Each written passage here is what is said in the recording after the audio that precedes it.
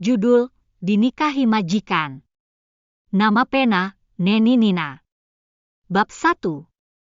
Perpisahan dan pertemuan adalah rahasia dari Yang Maha Berkuasa.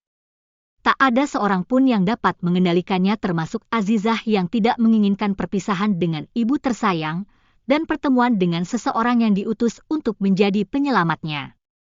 Setelah subuh, Azizah bersiap untuk pergi dari rumah. Ibunya membantu mengangkat tas baju yang akan ia bawa. Azizah menyempatkan diri untuk mencium kedua adiknya yang masih tertidur. Kemudian Azizah memeluk ibunya yang ringkih dengan berlinang air mata. "Azizah pergi ya, Bu. Ibu jaga adik-adik. Nanti kalau Azizah punya uang, Azizah akan kirim buat ibu," ucapnya sambil berlinang air mata. "Kamu jaga diri baik-baik, Nak. Gak perlu mikirin ibu sama adik-adik MU," lirihnya dengan suara tersendat karena menahan air matanya yang seperti sungai yang meluap. "Cepatlah pergi sebelum ayahmu bangun," ujarnya seraya mendorong anaknya ke pintu. Begitu Azizah keluar dari pintu, ibunya segera mengunci pintu. Tubuhnya luruh ke lantai dengan bersandar di daun pintu. Isak tangisnya yang memilukan dia tutup dengan kedua telapak tangan agar suaranya tidak sampai ke telinga sang suami. Sedangkan dari luar, Azizah juga merapatkan tubuhnya ke daun pintu yang sama dan berkata, "Azizah sayang sama ibu dan adik-adik. Jika suatu saat Azizah menjadi orang sukses, Azizah akan bawa ibu dan adik-adik. Ibu harus mau pisah dari ayah," lirihnya dengan berlinang air mata. Kemudian Azizah segera meninggalkan rumah dengan berat hati, karena takut ayahnya akan segera bangun lalu menahannya.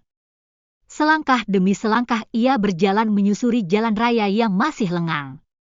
Ia ingin segera sampai di tempat tujuan. Karena berjalan tergesa-gesa, dia hampir ditabrak sebuah mobil sport mewah keluaran terbaru. Tas yang dibawanya terjatuh di bawah kakinya. Pengemudi itu turun dari mobilnya.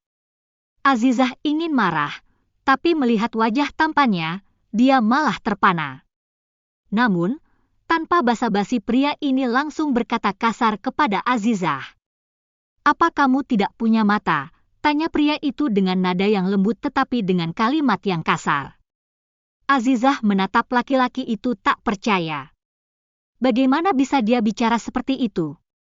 Dia hampir saja menghilangkan nyawa Azizah, tapi bukannya minta maaf, dia malah berkata kasar padanya.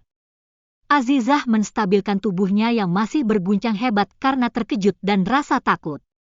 Matanya berkedut dan napasnya dia hempaskan kasar, baru kemudian dia mulai bicara. "Maaf, karena tadi saya tidak melihat ada mobil yang ugal-ugalan dari arah belakang saya, sebab mata saya ada di depan. Untungnya saya sempat melihat ke belakang, jika tidak saya pasti sudah almarhum sekarang," jawabnya dengan kesal tapi dengan nada yang sama lembutnya dengan lelaki itu. Mendengar kalimat Azizah, membuat dia sadar kalau dia memang salah. Karena tadi dia menunduk untuk mencari ponselnya yang terjatuh, dia tidak melihat ke jalan. "Maafkan saya. Tadi saya memang salah.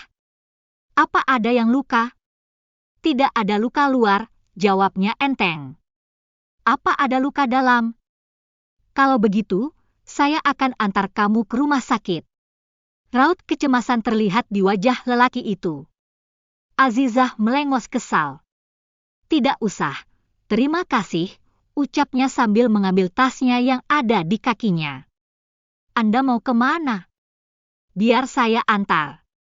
Sepertinya aku harus menerima tawaran orang ini jika tidak mau disusul oleh ayah. Lagi pula, aku tidak punya uang untuk bayar ongkos angkutan umum," batinnya. "Boleh kalau tidak merepotkan. Saya mau ke Jalan Mawar," ucapnya dengan senyum sumringah. "Ayo kalau begitu," ucap lelaki itu sambil masuk ke dalam mobilnya. Azizah masih berdiri di samping pintu mobil, dengan pikirannya sendiri. Dia berharap akan dibukakan pintu oleh yang punya mobil. Tapi sekian detik lamanya berdiri, tak juga dibukakan, membuat Azizah agak sedikit serba salah. Kok dia tidak membukakan pintu mobil untukku? Kalau di film-film kan pintu mobilnya dibukakan untuk sang cewek yang baru dikenalnya? Oh iya, ini kan di dunia nyata, kekehnya sambil menepuk jidatnya. Bergegas dia membuka pintu mobil dan duduk di samping pengemudi, setelah yang punya mobil memanggilnya untuk masuk. Heh, iya. Setelah di dalam, laki-laki berwajah ganteng dan kulit yang putih mulus dengan sedikit jambang yang tertata rapi itu memecah suasana dengan mengajak Azizah untuk berkenalan. Nama kamu siapa? Saya Azizah, jawabnya seraya mengulurkan tangannya. Saya Yanto. Maaf soal yang tadi. Saya benar-benar tidak sengaja. Sudahlah. Tidak apa-apa, kok. Azizah kemudian diam 1000 bahasa. Pikirannya sekarang berada di rumahnya. Air matanya yang dengan susah payah dihilangkannya tadi, sekarang hampir jatuh lagi, meski tak jadi jatuh. Sebisa mungkin jangan sampai orang melihat air matanya. Tidak berapa lama, mereka sampai di sebuah rumah berukuran besar. Saya berhenti di rumah besar ini ya, ucapnya sambil menunjuk sebuah rumah yang mempunyai pagar tinggi dan ada pos satpam. Kamu turun di sini. Yanto menunjuk balik rumah yang ditunjukkan Azizah. Dia tersenyum kecil, karena rumah itu adalah rumahnya sendiri. Iya, saya diterima bekerja di rumah ini. Dan ini adalah hari pertama saya bekerja. Terima kasih atas tumpangannya, ucap Azizah, lalu keluar dari mobil dan minta izin ke satpam untuk masuk ke dalam pekarangan rumah. Setelah mendapat izin, Azizah melambaikan tangan ke arah mobil yang masih belum beranjak dari depan gerbang rumah itu. Lalu dia masuk, sesekali dia melihat ke belakang.